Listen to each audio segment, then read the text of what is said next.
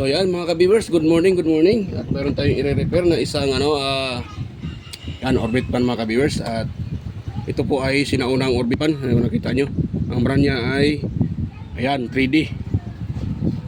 Yan, so kung nakita nyo dito, yung kanyang pinaka-housing ay yero or pulidong bakal. So sa mga bagong labas na pero parang wala na ata ngayon mga 3D. Hindi ko na nakita yung 3D. Pero kadalasan pag 3D, ngayon sa mga bagong labas ay hindi na siya yero, kundi plastic. So ito ay siya, yero. Yan pulidong bakal. So problema nito ay putol yung isang linya. So tingin ko ito ay sa common ata to parang common ata, pero di ako sure. Tara natin i-open yan mga kabis. So bago pa tayo magtuloy dito, so sa mga bago pa lang sa aking YouTube channel, huwag yung kalimutang mag-like at mag-subscribe sa aking channel mga ka-viewers. At huwag nyo na rin kalimutang pinutin yung bell button at ilagay sa all para kayo po ay ma-notify kaagad sa mga video tuwing tayo nag-upload ng bago. So yan, start tayo mga ka-viewers. At dito po yung may-ari, si sir. Hinintay yung kanyang pinapa-repair na orbit pan. So ang natin gawin dito mga ka-viewers, ito tayo tanggalin natin to.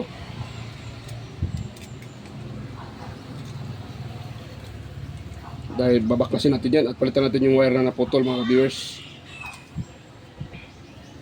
Kasi pag ilabas sa labas natin idugtong, pangit tingnan. Naku, matigas pala ito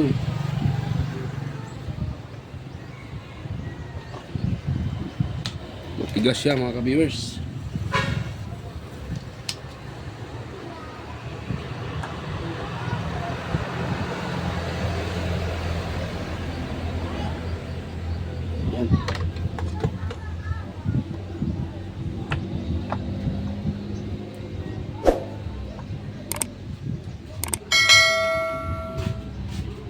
Matigas dan matigas. May lock na alambre.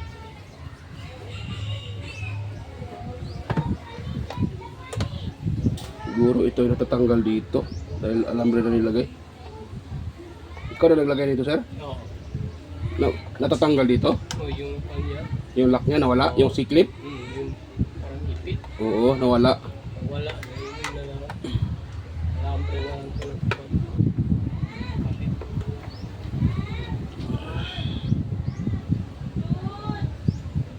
So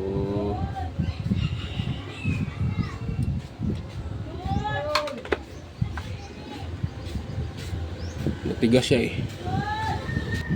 Mabuti nga hindi na natuloy. Yun nga. Yun yan mga viewers. Nakita nyo, nabaklas ko na. Hindi ko na pinakita dahil medyo mahirap-hirap ito baklasin. Yan Ang ginawa ko naman dito, kasi nakaganyan yan siya So, pag kayo po ang nag-repair nito, nyo lang siya, igano lang dandahan na, wag matamaan yung windings. Pag matamaan yan, patay kayo dyan. Hindi nyo ma-repair yan, masisira yan. So, dandahan nyo lang. Katulad dito, nailabas ko na. Nga lang, ito. So, yung mga ganito, delikado to.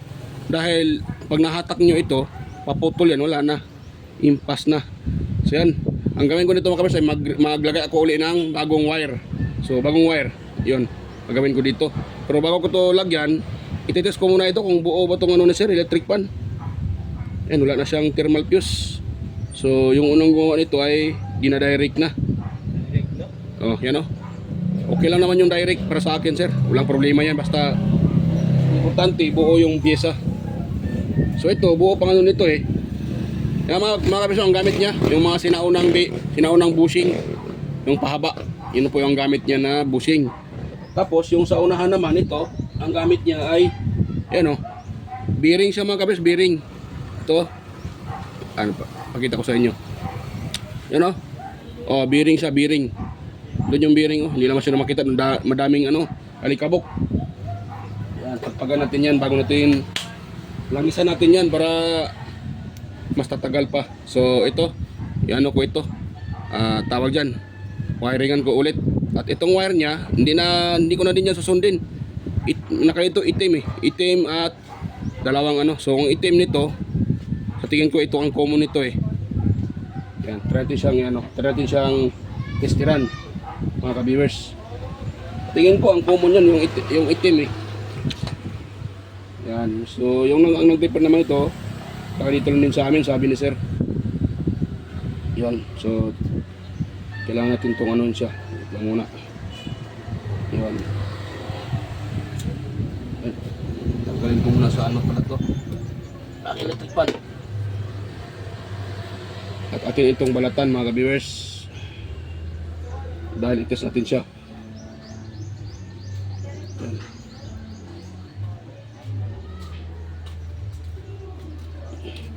Yan lang.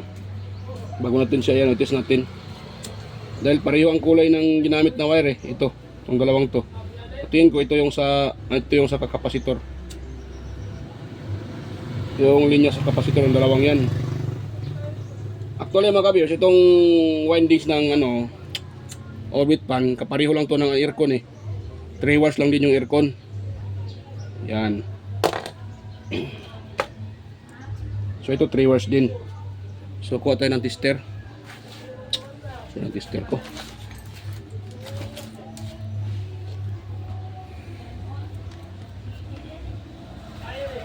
Yun. Tapos test natin ito. Yun. Kitang kita ba? Kita eh. Yun. Pwede na yan. Tapos dito tayo sa ito, black at saka isang wire.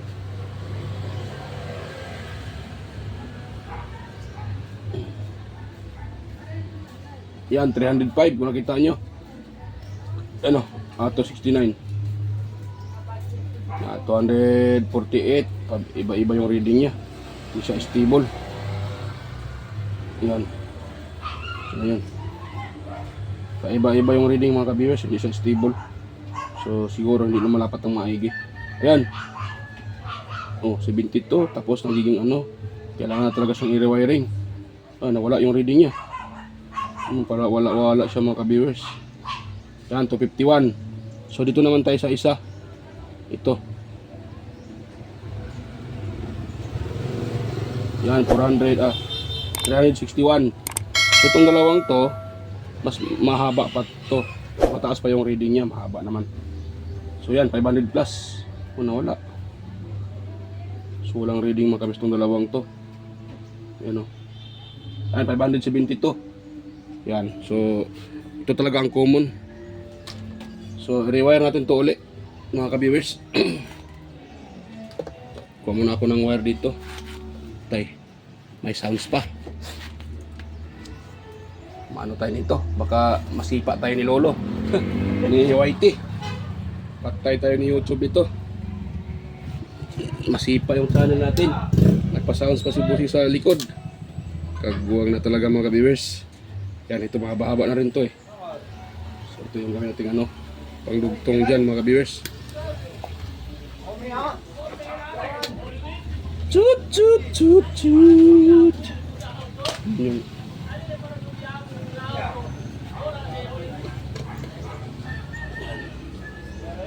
balik ko na to.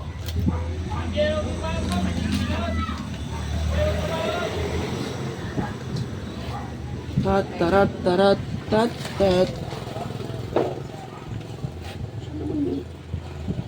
Ako ko.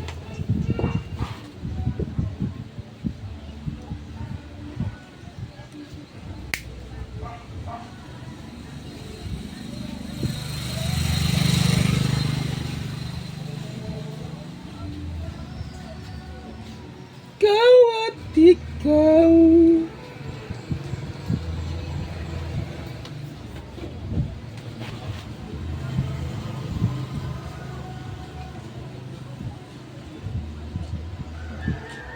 Ikaw. So, kani siya kay upat ka buok. Ang itong gamit dun dre is kanilang kuan. Yan, kaning red. Tangon taning recordium lang nato ni. Kita ni. Recordium. Talangin ko.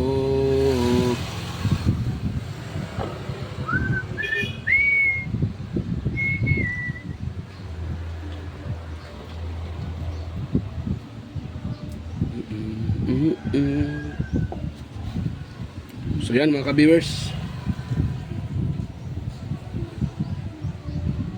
dahil ano ito,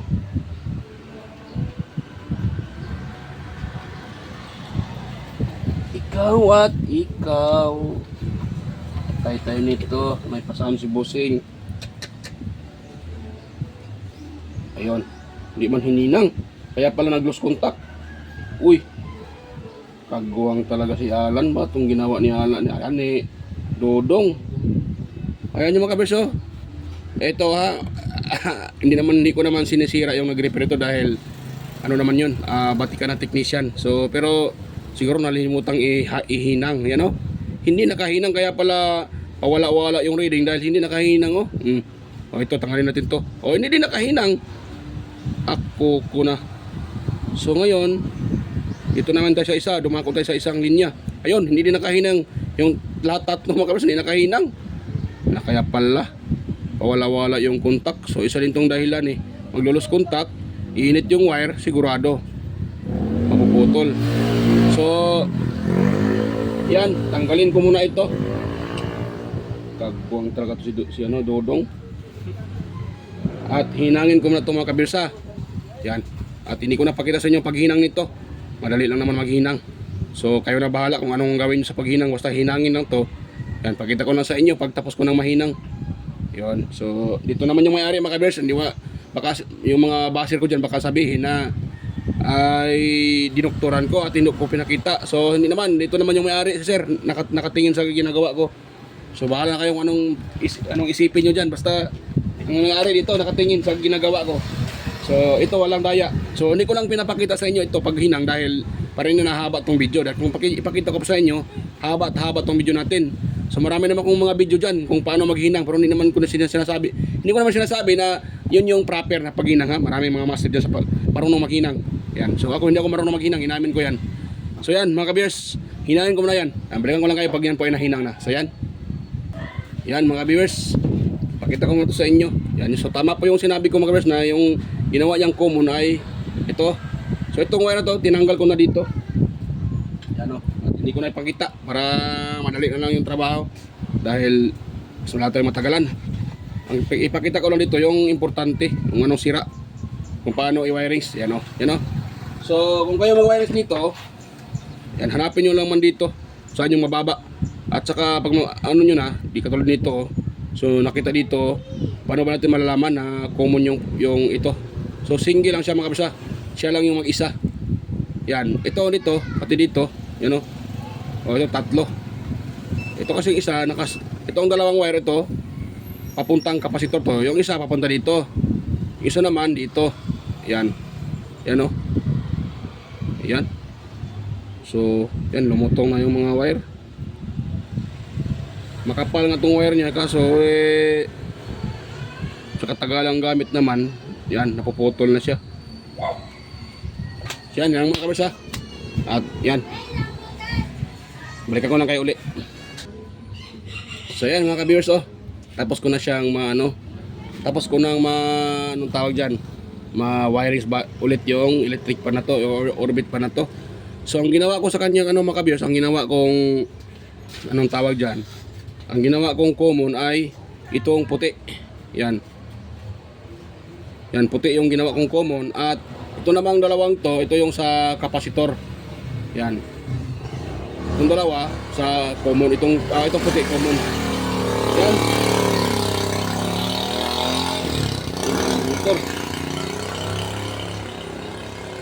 Yan, bago natin yan isa ulit ito mga ka-viewers, atin mo nang linisan at patakan natin ng oil para tatagal din tong electric fan ni sir or kanyang ceiling fan, orbit fan. Yan. So yung bushing nito mga kabiso, pahaba. Yan. So patakan natin to ng foam. Foam ng foam ako oil mga ka-viewers. Ano yung oil ko dito? Yan, patakan natin dito. Puntang ilalim. Yan. Kali itong bushing, mayroon din itong foam dito sa kabila mga ka-viewers, mayroong foam yan. Yan. So patakan natin para papasok doon sa yung oil. Yan. Yan, pwede na yan siya. Tapos Ito namang sa unahan. Ito, linisan muna natin dahil ang daming ano, dami ng alikabok. So, linisan mga ka-viewers. Para satisfied naman si sir sa ating ano, Yan o. gawa. Ito na yung aking ano. Kukutungan na to. Wala. Ano? So, at yun, pagpagan mga ka-viewers. Yun. Lumabas na yung mga alikabok.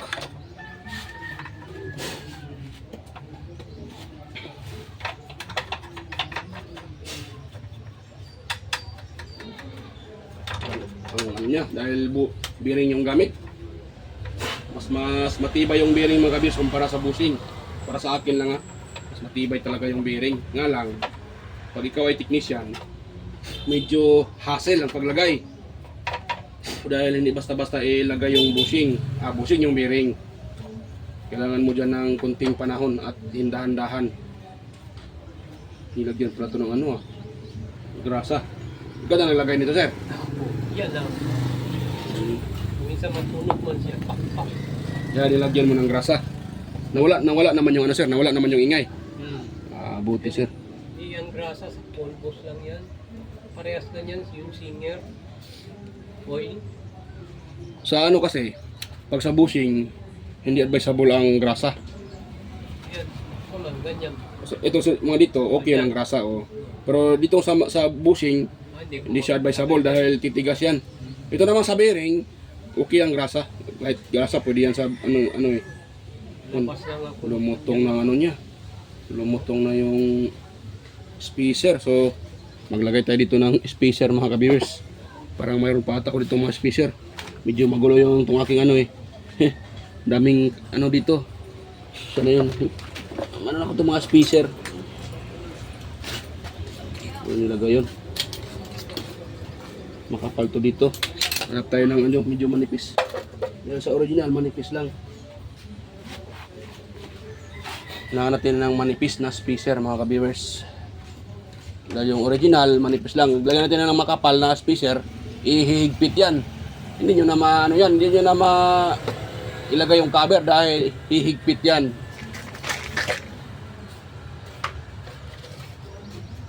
So may mga spacer ko dito.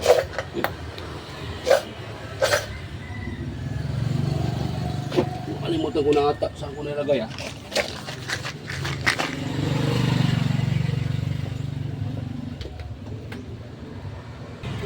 So yan. Simbol ko ito mga kabers, nalagyan ko naman siya ng nalagyan ko na ng lubrication oil. So okay na yan. Pati dito nalagyan ko na rin itong isa.